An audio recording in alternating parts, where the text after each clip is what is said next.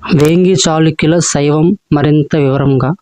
శైవంలోని శాఖల్లో పురాతనమైనది పాశుపతం, మిగిలినవి కాలముఖ, కాపాలిక, శైవ సిద్ధాంతి. ఇది కాలముఖ శాఖకు ఆధ్యాత్మిక జనని కూడా. పాశుపత కాలముఖ శాసనాలు ఎన్నో పోలికలను వెల్లరిస్తున్నాయి. రెండు శాఖలు పురాణ గురువు లకులీసుని ఆరాధిస్తాయి. సాధువులు కూడా అవే పేర్లను పెట్టుకుంటారు. కొంతమంది కాలముఖులను, మహావ్రతులను, మహాపాశుపతులను సమానులుగా చూడ ప్రయత్నించినా చాలా ఆధారాలు కాలముఖులు, పాశుపతులు భిన్నులుగా చెప్తాయి. పాశుపత్రాన్ని గూర్చి తొలుత మహాభారతంలో ప్రసక్తమవడం కనిపిస్తుంది. లకులీసుడు పాశుపత శాఖ స్థాపకుడిగా సామాన్యంగా అందరూ అంగీకరిస్తారు. లింగ పురాణం, వాయు పురాణం లకులీసుడిని శివుడి అవతారంగా భావిస్తాయి. నకులీస, లకులేశ, లకులేశ్వర అన్ని భిన్నంగా పిలిచే లకులీస నామం లకుల, లగుడ లేక లకుట శబ్దం నుండి విస్పష్టమైందంటారు. ఆ పదాలకు అర్థం కర్ర. ప్రభువు దండధరుడు. నిజానికి లకులీస గ్రంథాలను గుర్తించే చిహ్నం దుడ్డు కర్రే. పాశుపతానికి సంబంధించిన తొలి ప్రసక్తులు పల్లవ మహేంద్రవర్మ మత్త విలాస ప్రహసనంలో కనిపిస్తాయి. లకులీస శిల్పాలను పద్మాసనంలో చూపాలని, కుడి చేతిలో దబ్బకాయ మాతులింగం, ఎడమ చేతిలో దండం చెక్కాలని విశ్వకర్మావతార వాస్తు శాస్త్రం చెప్తుంది. బాలలకులీస శిల్పాలు దీన్ని ధృవపరుస్తాయి. గుప్తుల కాలం తర్వాత లకులీస శిల్పాలు మొత్తం భారతదేశం అంతటా కనిపిస్తాయి. క్రీస్తు శకం 10వ శతాబ్దానికల్లా దక్షిణ భారతదేశంలో ముఖ్యంగా కర్ణాటక ప్రాంతంలో మరిన్ని లకులీస శిల్పాలు గ్రంథాలలో ఉల్లేఖనాలు కనిపిస్తాయి. భిన్న భారత వాయువ్య ప్రాంతాల నుండి ఈ ప్రాంతానికి లకులీస భక్తులు వలస వచ్చి ఉండవచ్చును. ఉత్తరాన కరోహాన, అమర్దక, కదంబవన, తీరంబిలు ప్రముఖ పాశుపత కేంద్రాలు. ఆంధ్రదేశంలో క్రీస్తు శకం 8వ శతాబ్దం నుండి పాశుపత వ్యవస్థ అమలులో ఉందని శాసన సాక్ష్యం సూచిస్తుంది. వేంగి చాళుక్య రాజు 3వ విష్ణువర్ధనుని క్రీస్తు శకం 718-52 కాలానికి చెందిన పశ్చిమ గోదావరి జిల్లా ఏలూరు దగ్గరున్న గ్రామంలో లభించిన తామ్ర ఫలక శాసనాలు ఇద్దరు శివాచార్యులను, తేరంబి బ్రహ్మ శివాచార్య శిష్యులు వామశివ, పురుష శివులను ప్రస్తావిస్తాయి. వీరు వసంతూరులోని శివాలయ స్థానాపతులై ఉంటారు. తేరంబి నుండి ఆంధ్రదేశానికి వీరు వలస వచ్చి ఉండవచ్చు. వీరు పాశుపతులని భావించడం సహేతుకం అనిపిస్తుంది. చాళుక్యుల తొలి కాలంలో శైల సాంప్రదాయంతో పాటు భగవత సాంప్రదాయం కూడా జనాదరణ పొందింది. మొదటి విక్రమాదిత్యుని క్రీస్తు శకం 654-680 ఆగమనంతో ధార్మికంగా పెనుమార్పుకు గురైంది. శాసనాలలో ఎంతోమంది శైవాచార్యులను పేర్కొనడం జరిగింది. కానీ వారిలో ప్రముఖుడగు సుదర్శనాచార్యుడు తన 5వ పాలనా వర్షంలో విక్రమాదిత్యుడు గురు సుదర్శనాచార్యుని ఆశీర్వాదంతో ఆయన వద్ద శివమండల దీక్షను గైకొన్నాడు. రాజు స్వకీయ గురువు మేఘాచార్యుడిని తలవంచి తామ్ర శాసనాలు చెప్తాయి. క్రీస్తు శకం 671 నాటి మొదటి విక్రమాదిత్యుని నౌసరి శాసనం ఆయన్ను శ్రీ నాగవర్ధునని పాదాల చెంద ధ్యానిస్తున్న పరమేశ్వరుడిగా అభివర్ణిస్తుంది. ఆంధ్రదేశ పశ్చిమ విభాగంలో ప్రభావవంతమైన వైశాచార్యులు ఉండటం వల్ల ఆ ప్రాంతంలో పాశుపత మతం జనాదరణ పొందిందనుకొనవచ్చు.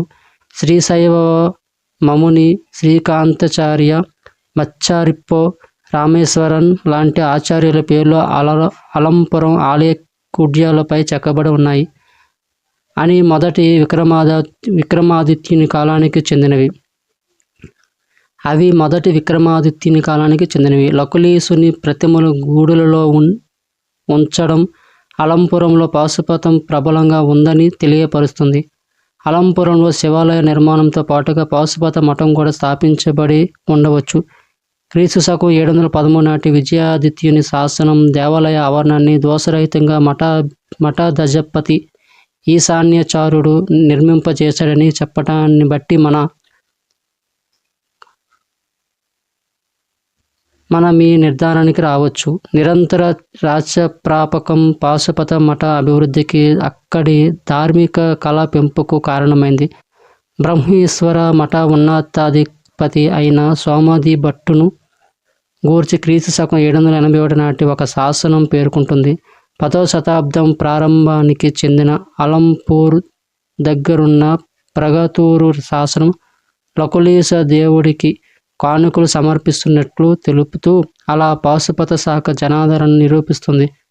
కోడవేలి, సిద్ధేశ్వరం, మహానంది, పాణ్యం, సత్యవోలు మొదలైన చోట్లలో ఉన్న ఇతర దేవాలయాలు కూడా పాశుపత శాఖ కేంద్రాలు. ఇక్కడ లభించే కొన్ని పలక శాసనాలు ఈ ప్రాంతంలో పాశుపతి ఉపాసన ఉందని సూచిస్తాయి. కర్నూలు జిల్లాలోని భైరవకొండ ఆధారంగా లకులీసుని దండీశ్వరుడిగా పేర్కొంటుంది. రేనాడు చోళల శాసనాల ప్రార్థనా శ్లోకాలు దేవుని లకుట పాణిగా చెప్తాయి. పెరుంబానవాడి ప్రాంతంలోని కొన్ని ఆధారాలు గుడిమల్లం, తొండమనాడు, శ్రీకాళహస్తి, యోగి మల్లవరాలు ప్రభావవంతమైన శైవ క్షేత్రాలుగా సూచిస్తాయి. వీటిలో శ్రీకాళహస్తికి సమీపంలో ఉన్న తొండమనాడు 10వ శతాబ్దపు ప్రథమార్థంలో మహావ్రతులు కేంద్రంగా బాసిల్లినట్లు అక్కడి శాసనం ఒకటి వెల్లడిస్తుంది. క్రీస్తు శకం 940-41కి చెందిన శాసనం 1000 మంది భక్తుల అన్నదానం కోసం కానుకను నమోదు చేస్తుంది. ఆ 1000 మందిలో భిన్న మతాల 500 మంది భక్తులు, 300 మంది బ్రాహ్మణులు, మహావ్రతులలో కలిసిన 6 మత శాఖలు, 200 తపస్వినులు ఉంటారు. కోదండ రామేశ్వరం అనబడే ఆదేత్వేశ్వరం ఆలయ పల్లిపాడై శ్మశాన వేటిక మహావృతులు నివసిస్తారని కూడా చెప్పడం జరిగింది. కానుకదాత వాగీశ్వర పండిత భట్టార మహావ్రతులు నాయకుడైనట్లు కనిపిస్తుంది. అనిర్వచిత షష్ఠ సహాయకులకు చెందిన ఈ సాధువులు ఈ మహావ్రతులలో భాగమని చెప్పడం జరిగింది. కొన్ని మతాల ఇతర భక్తులను ప్రత్యేకంగా చెప్పడం వల్ల షష్ఠ సమయాలు నిశ్చయంగా శైవములో అంతరంగిక విభాగాలను ఉల్లేఖించినట్లే వారిలో మహావ్రతులు కూడా ఉన్నారు. కొన్ని సాక్ష్యాలపై ఆధారపడి పండితులలో కొంత అయోమయం నెలకొంది. వారు పొరపాటున భిన్న శైవ శాఖలను ఒకదానితో మరొకటి సమానంగా భావించారు. 12-13 శతాబ్దాలకు చెందిన కొన్ని కర్ణాటక శాస్త్రాలు కాలముఖులను మహాపాశపతులుగాను మహావ్రతులుగాను గుర్తించినట్లు, కాలముఖ పూజారులను మహావ్రతులుగా పిలిచినట్లు కనిపిస్తున్నది.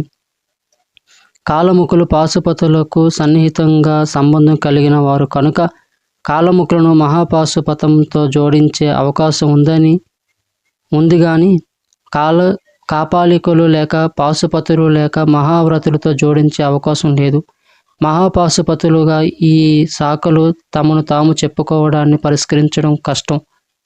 అయితే వామన పురాణం పాశుపత సిద్ధాంత వ్యాప్తి కోసం మహాపాశుపతులను శివుని రూపంగా ప్రసక్తం చేసినట్లు కనిపిస్తుంది. ఆ పైన శైవులు, పాశుపతులు, కాలముఖులు, మహావ్రతులు, నిరాశ్రయులు, మహాపాశుపతులు భిన్న బృందాలుగా చెప్పటము జరిగింది.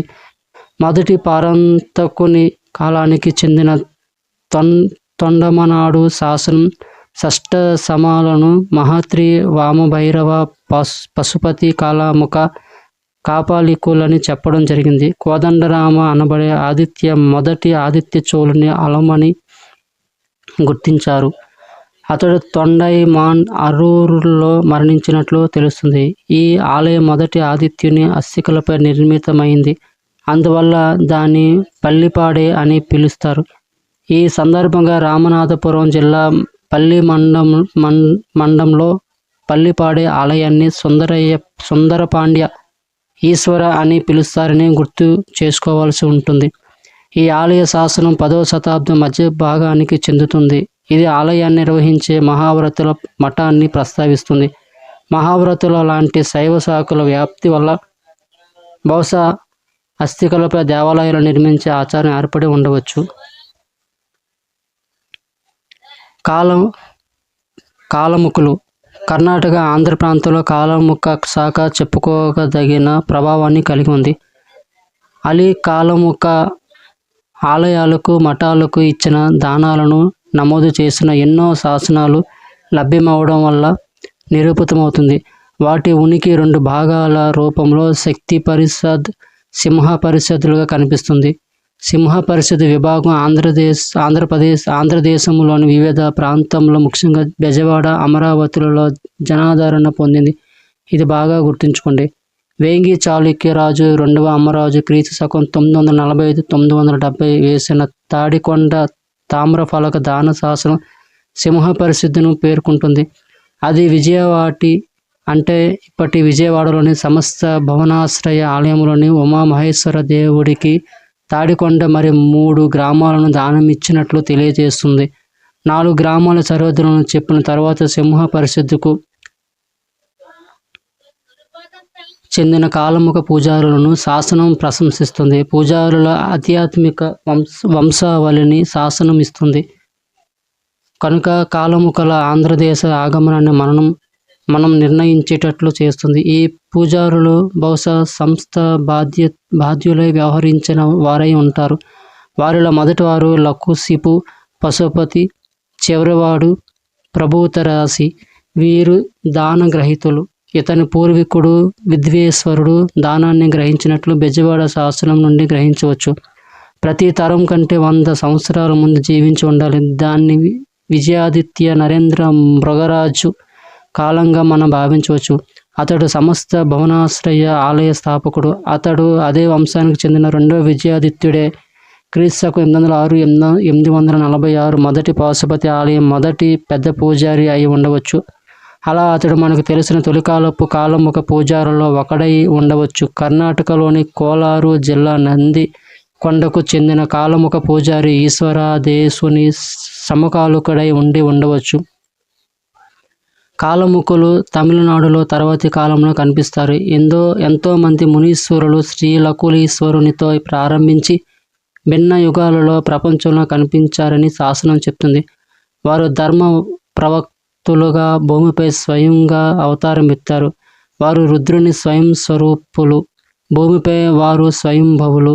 వేదాలలో పారంగతులు. ప్రభువుల గౌరవానికి అర్హులు. ఆ పైన ఈ సింహ పరిషత్ స్థానానికి లాభాన్ని కూర్చే ప్రభువులి మునీశ్వరులని శాసనం చెప్తుంది. అమరావతీశ్వరుని ఆలయాల్లాంటి ఎన్నో ప్రాచీన ఆలయాలలో నివసించే ఈ కాలముఖుల వంశావళిలో ముని పలకసిపు లేక మొదటి పశుపతి ఉద్భవించాడు. ఇతడు శ్రీకీపతి అని ఆగమాల పారంగతుడని చెప్పడం జరిగింది.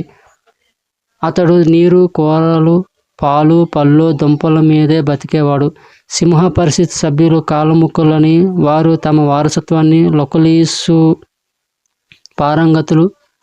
లకులీసుని నుండి తెచ్చుకున్నారని ఇది స్పష్టంగా బలపరుస్తుంది. వారు శివుడిని పూజించారు. వేదాలు, ఆగమనాలలో పారంగతులు ధాన్యరహిత శాకాహారంతో బతికారు.